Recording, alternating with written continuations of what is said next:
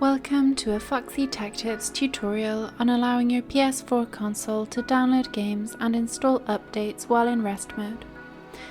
If you find this video helpful, please consider subscribing to my channel and liking the video. From the dashboard of PS4, go up to the control panel and move to the right until you get to Settings and open them. In Settings, scroll down and select Power Save Settings. Now select Set Features available in rest mode.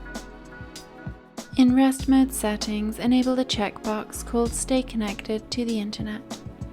Once that's enabled, your PS4 will download updates and install games whilst in rest mode.